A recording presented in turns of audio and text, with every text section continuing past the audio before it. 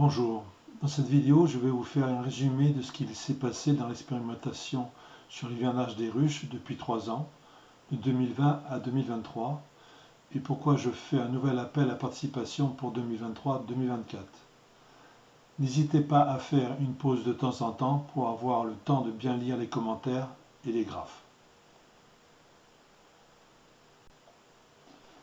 Pour moi, les hivers trop doux sont négatifs pour les abeilles. D'une part, elles sortent anormalement, s'épuisent, beaucoup meurent à l'extérieur de la ruche et elles perdent en vitalité.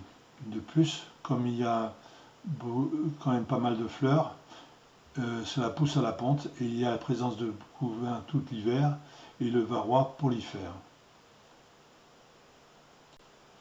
J'ai donc décidé d'essayer de créer un hivernage artificiel rigoureux, comme il y a 40 ans, en mettant mes ruches en cave pendant 70 jours. Le bilan était très positif. Il n'y a aucune ruche n'est morte, il n'y a pas eu de nosémose ni de diarrhée, les populations se sont maintenues, il y a une faible consommation des réserves, il n'y a pas eu de moisissure, il y a un très bon redémarrage des colonies, et en moyenne, en finale, une récolte de 60 kg de miel par ruche, ce que je n'avais jamais fait depuis le début que j'avais repris des ruches à ma retraite. Par rapport au varroa, le fait déjà de mettre en cave fait qu'il n'y a plus de couvain, donc le varroa ne peut pas progresser, et même il reste. Ensuite, le fait, j'ai retiré le premier cadre de couvain après l'hivernage. Les varrois s'étant précipités dessus, on élimine ainsi jusqu'à 90% des varrois qui restent dans la colonie. Ensuite, en supprimant le couvain de mâle tous les 20 jours sur un demi-cadre de corps, j'ai réussi à obtenir un taux de varroa très faible en fin d'été, de 1 à 3% au fin août, ce qui m'a permis de ne pas traiter du tout contre le varroa à mes ruches. Pour confirmer ces résultats à grande échelle, j'ai décidé de lancer une expérimentation participative sur la France entière pour l'année 2021-2022. Pour participer à cette expérimentation, 3 types d'hivernage artificiel étaient proposés, soit la mise en cave, comme j'avais fait pour mes ruches test, soit la mise en rucher sur un versant nord à l'abri du soleil, en occultant les entrées pour avoir le minimum de lumière qui rentre dans les ruches, soit en laissant les ruches dans votre rucher tournées vers le sud, mais en les retournant de 180 degrés, tournées vers le nord, l'entrée occultée, et en protégeant les ruches du soleil. 30 apiculteurs ont participé de 23 différents départements, avec des attitudes de rocher très variables, les 3 modes différents d'hivernage artificiel. Les résultats que nous avons eus et les observations des expérimentateurs tendent à confirmer ce que j'avais constaté sur les 4 ruches de test l'année précédente, sur notre échantillon, sur les 3 modes d'hivernage artificiel confondus. Cela semble avoir eu des répositions positives sur la survie hivernale des colonies à la mi-avril 2022.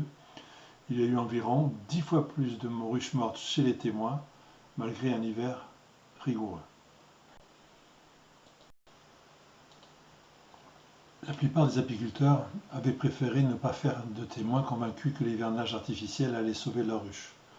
Trop contents du résultat, la plupart ont divisé leur colonie pour remonter leur cheptel. Et en fait, seulement 51 ruches essais ont été amenées à la récolte, dont 31 avaient été témoins. Mais sur ce faible nombre de ruches, la vitalité des colonies semble perdurer jusqu'à la récolte, comme pour les ruches test, environ 30 à 50% de récolte de miel en plus pour les 31 ruches essais par rapport à leurs témoins. Tous les participants de l'expérimentation 2021-2022 ont déclaré qu'ils allaient recommencer l'hivernage artificiel l'année suivante sur toutes leurs ruches ou au moins sur plus de ruches. J'attendais les résultats de 2021-2022 avant de relancer l'appel à participation pour 2022-2023. En conséquence, il y a eu peu de participants. Seulement 10 apiculteurs pour un total de 51 ruches mises en hivernage artificiel et 33 témoins. Contrairement à 2021-2022, il a donc été impossible d'utiliser ces résultats pour en tirer des conclusions générales chiffrées. Cependant, voilà ce que je peux en dire. Sur la totalité, à part 8 ruches mortes pour un problème de reine et une pour un excès de varroa, il n'y a pas eu de mortalité ni sur les ruches essais ni sur les ruches témoins. Ce n'est pas étonnant car 27 ruches témoins sur les 33 appartenaient au même apiculteur professionnel qui n'hiverne que des ruches fortes. Cependant, celui-ci a pu conclure qu'il y avait une différence significative entre les ruches essais, qui avaient en moyenne plus de couvains que les ruches témoins à la fin avril. 9 apiculteurs sur 10 ont déclaré être convaincus par la méthode et vouloir recommencer l'année prochaine. Le dernier avait mis 2 ruches en cave et avait 2 ruches laissées en témoin au rucher. Il a constaté que les ruches en extérieur étaient mieux reparties que celles en cave, qui avaient de la moisissure sur les câlins.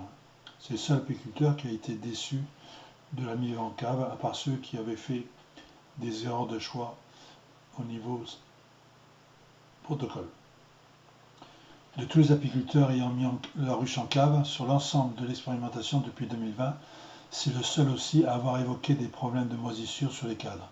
Pour les ruches mises à l'entrée vers le nord ou en rucher au nord, quelques moisissures m'ont été signalées, mais surtout sur des ruches en altitude qui avaient vu beaucoup de neige.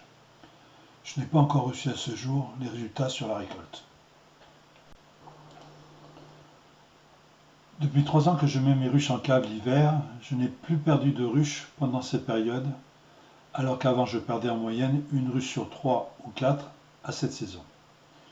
Même si les résultats chiffrés sur les 4 ruches test de 2020 à 2021 et les expérimentations participatives 2022 et 2023 sont très prometteurs, ils sont confirmés sur un plus grand nombre de ruches encore. C'est pourquoi je relance un dernier appel à participation à tous les apiculteurs de France pour l'expérimentation qui débutera à l'automne. Si vous voulez vous mettre à l'hivernage artificiel et faire le choix d'une des modes d'hivernage, je vous invite à lire en détail la page du site les 3 modes d'hivernage artificiel et aussi à lire la page protocole. Ces 2 pages ont été remaniées en fonction de tous les retours des expérimentateurs et il y a des changements importants par rapport aux années précédentes. J'invite donc à les lire ou les relire intégralement même si vous avez déjà pratiqué l'hivernage artificiel. Par exemple, il n'est plus nécessaire de faire des sorties intermédiaires pour les ruches en cave. De plus, il ne faut pas mettre en hivernage artificiel des ruches surisolées par l'intérieur. Mais ce ne sont pas les seuls détails qui ont changé.